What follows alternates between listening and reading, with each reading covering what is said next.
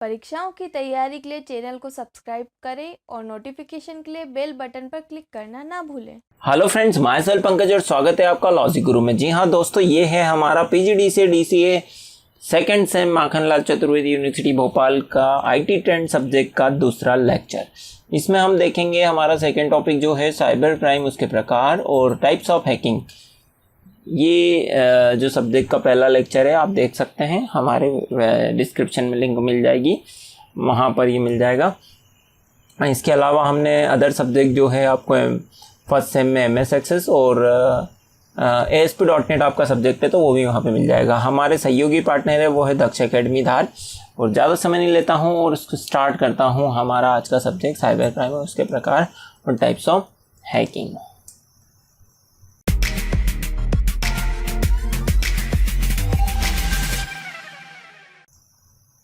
चलिए, तो introduction of cyber crime. Cyber crime होता क्या है उसका एक परिचय हम देख लेते हैं और फिर जानते हैं इसके टाइप्स को।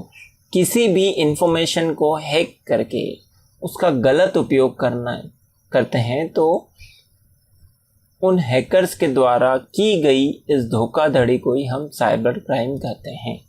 जिस प्रकार से नॉर्मल क्राइम कोई चोरी होती है या किसी को धोखाधड़ी देना 420, जब इंटरनेट के माध्यम से कोई हैकर्स मतलब गलत तरीके से इंटरनेट का यूज़ करके किसी के पैसे चुरा लेना या फिर गलत काम करना, धमकी देना, ये सब काम धोखाधड़ी काम किए जाते हैं, उसको हम साइबर क्राइम की कैटेगरी में रखते हैं।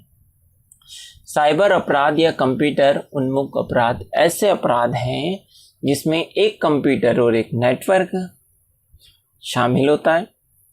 साइबर अपराध में शामिल होता है, ठीक है, 2 बार लिखा गया है ये, सॉरी।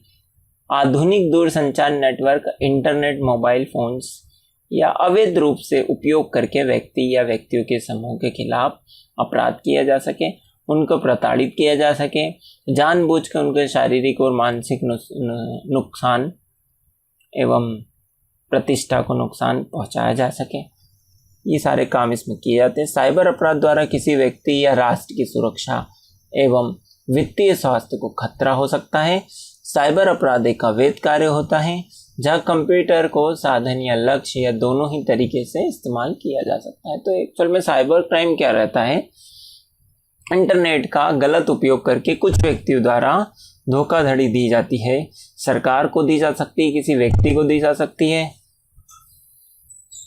जानबूझकर किसी को शारीरिक मानसिक नुकसान पहुंचाया जा सकता है और अवैध रूप से भी इसका यूज़ किया था। तो ये सब साइबर क्राइम की कैटेगरी में आते हैं। इसमें कंप्यूटर इंटरनेट का यूज़ किया जाता है।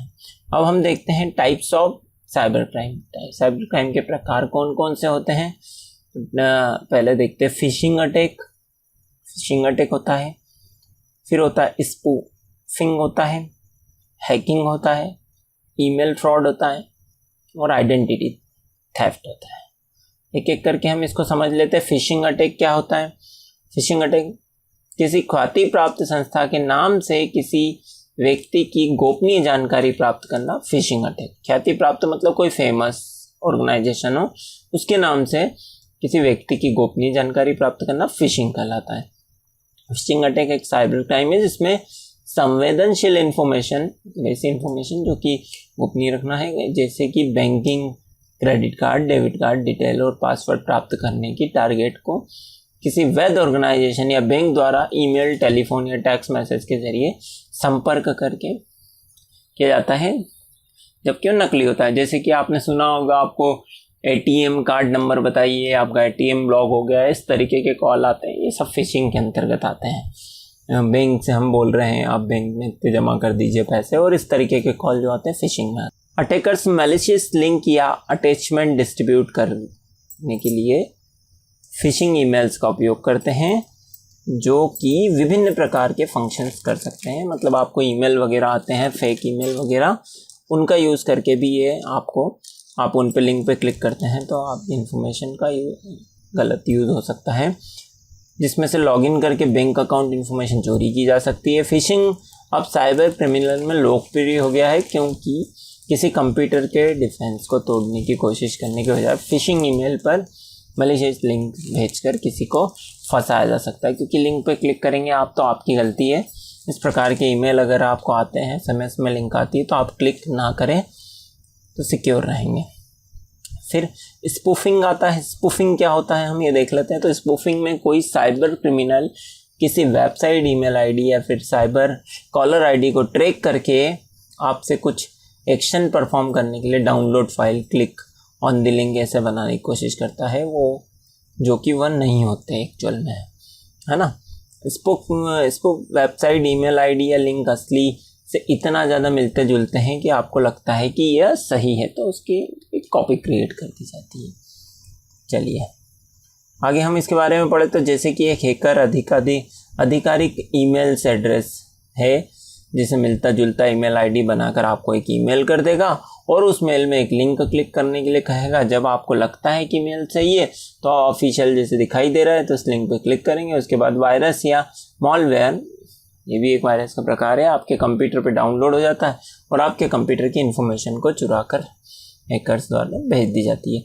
तो ये एक स्पूफिंग के अंतर्गत आता है। तो ध्यान रखिए, इस प्रकार से आप जब ईमेल किसी का ओपन कर रहे हैं, आपको आया तो ध्यान से एक बार देख लीजिए किसका मेल आया है। इसके बाद आता है हैकिंग। हैकिंग क्या होता है? इंटरनेट विभिन्न प्रकार की जानकारियों का सागर होता है, ये आप जानते हैं, जिसमें किसी व्यक्ति या संस्था से संबंधित सभी प्रकार की जानकारी संग्रहित रहती है।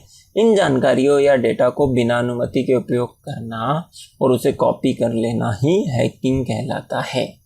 ठीक है, तो अगर आप बिना किसी जानकारी से किसी यूज़र का डेटा या एक कॉपी कर लेते हैं तो उसको आप हैकिंग के अंतर्गत कहेंगे। इंटरनेट से जुड़े किसी भी कंप्यूटर या सर्वर पर रखे गोपनीय डेटा को प्राप्त करने के लिए हैकिंग का उपयोग किया जाता है। जो कि व्यक्ति काम को करते हैं उन्हें प्राय हैकर्स कहते हैं। ठीक है, चलिए आगे बढ़ते हैं। Email fraud. आजकल ईमेल का उपयोग बहुत ही आम हो गया है, इसलिए यह हादसा अब किसी के साथ भी कभी भी कहीं भी हो सकता है। लॉटरी के माध्यम से ठगी काफ़ी समय पहले चल रहा था, एक पारंपरिक ईमेल फ्रॉड था। इसमें आपको बधाई देते हुए बताया जाता है कि आपको ईमेल एड्रेस पे एक रैंडम कंप्यूटर सर्च द्वारा चयनित किया गया है और ये सारा कार्यक्रम एक मार्केटिंग कंपनी द्वारा प्रायोजित किया गया है। इस कार्यक्रम की इनामी राशि कई मिलियंस डॉलर में या पाउंड्स में होती है, इसलिए राशि सीधे आपके बैंक अकाउंट में अंतरित की जाएगी।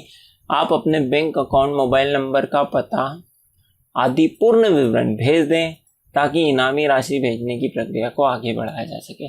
तो इस प्रकार से भी आपको ईमेल भेजे जाते हैं कि आप इतने रुपए जीत चुके हैं, ये जीत चुके हैं, तो आप ये सब डिटेल भेज दें और आपको भेज दी जाएगी। तो ये भी एक फ्रॉड ही होता है। इतनी इनाम राशि आजकल कोई फ्री में नहीं बांटता। चलिए आइडेंटिटी थेफ्ट देख लेते हैं क्या होता है। किसी अन्य व्यक्ति की पहचान कंप्यूटर नेटवर्क पर कार्य करना इस अपराध की श्रेणी में आता है। कंप्यूटर नेटवर्क पर स्वयं की पहचान बचाकर स्वयं को दूसरे के नाम से प्रस्तुत करना, उसके नाम पर कोई घपला करना, बेवकूफ़ बनाना आईटी एक्ट के अंतर्गत आता है। जैसे कि फेसबुक पर आजकल सब लोग नकली आईडी बना लेते हैं, फेक नेम से आईडी बना लेते हैं और चैटिंग वगैरह करके फ्रॉड करते हैं लोगों से किसी भी प्रकार का। तो ये सब जो आता है वो आइडेंटिटी थेफ्ट में आता है, जो आईटी एक्ट के तहत अपराध होता है।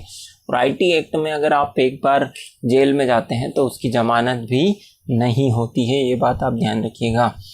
किसी अन्य व्यक्ति का पासवर्ड का प्रयोग कर लेना ये भी गलत होता है। उसकी बिना परमिशन के डिजिटल सिग्नेचर की नकल कर लेना ये भी अपराध की श्रेणी में आता है। आइडेंटिटी मतलब आप किसी की चीज़ें कॉपी नहीं कर सकते हो। किसी अन्य के नाम का प्रयोग करके अवांछनीय लाभ ले लेना, धोखाधड़ी भी ये कहते हैं, इस प्रकार के अपराध में आते हैं। जिस व्यक्ति की पहचान चुराई गई है उससे अनावश्यक रूप से कानूनी उलझनों का सामना भी करना पड़ता है, बहुत बड़ा नुकसान भी हो सकता है। चलिए नेक्स्ट हमारा जो टॉपिक आता है वो आता है टाइप्स ऑफ हैकिंग। हैकिंग के प्रकार देख लेते हैं हम कौन कौन से होते हैं। तो नेटवर्क हैकिंग होती है, वेबसाइट हैकिंग होती है, इथिकल हैकिंग होती है, ईमेल हैकिंग होती है, पासवर्ड हैकिंग होती है। Network hacking, website hacking, ethical hacking, email hacking, password hacking और कंप्यूटर हैकिंग। चलिए एक एक करके हम इसको समझ लेते हैं। Network hacking. एक नेटवर्क में हैकिंग इन्फॉर्मेशन प्राप्त करने के लिए की जाती है। ठीक है, जब नेटवर्क में हैकिंग की जाती है तो इन्फॉर्मेशन को चुराने के लिए की जाती है। ऐसे कई टूल है जिन्हें नेटवर्क पे हैक करने के लिए उपयोग किया जाता है। नेटवर्क को हैक करने पे हैकर्स का पूरा नेटवर्क कंट्रोल में आ जाता है। देखा होगा आपने, client side networking, server side networking, मतलब बहुत सारे कंप्यूटर जब आपस में जुड़े रहते हैं तो उसको नेटवर्क रहता है, उनको पूरे इन्फॉर्मेशन चुराने के लिए की जाती है। फिर आता है वेबसाइट हैकिंग। वेबसाइट को हैक करने के बाद हैकर्स का कब्जा इस वेबसाइट पे हो जाता है। उस तरह से हैकर्स उस वेबसाइट पे जो चाहे वो पोस्ट भी कर सकता है खुद के फायदे के लिए। वेबसाइट का ऑनर का नाम बदलने की तरह होता है। जैसे फेसबुक अकाउंट हैक हो रहे हैं, आपने नाम सुना होगा, इस तरीके से हैक भी हो जाते हैं। किसी की प्राइवेट वेबसाइट हैक करके भी पूरी इन्फॉर्मेशन चेंज। फिर देख लेते हैं इथिकल हैकिंग। तो कई कंपनियां हैकर्स को हायर करती है ताकि वे उन सिस्टम को हैक करने की कोशिश कर सकें या नेटवर्क में उनके सिस्टम को हैक करने की कोशिश कर नेटवर्क मौजूद सिक्योरिटी के दोषों का पता लगाने का काम किया था। यह पूरी तरीके से कानूनी और एम्प्लॉयर की सहमति से ही कार्य किया था। तो अगर हमारी सिक्योरिटी सिस्टम है, अपनी कमियों का पता लगाना है तो हैकर्स हायर करते हैं और ये काम किया जाता है। ईमेल हैकिंग क्या होता है?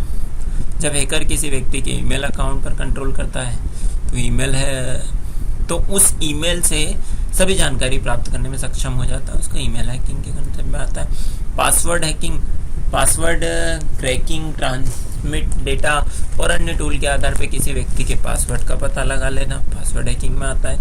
कंप्यूटर हैकिंग, कंप्यूटर हैकिंग में किसी व्यक्ति के कंप्यूटर पे कब्जा कर लेना शामिल है। इसमें हैकर्स उसके कंप्यूटर की फाइल और डेटा पूरे एड्रेस कर लेता है और हैकर्स को इन पे चेंज और डाउनलोड भी कर सकता है। ये सारे इसमें आते हैं। तो ये थी टाइप्स ऑफ हैकिंग। दोस्तों, हमने एक नया वेबसाइट लॉन्च किया है technologytips.in, जिसमें आपको टेक्नोलॉजी से रिलेटेड सभी टिप्स मिलेंगे।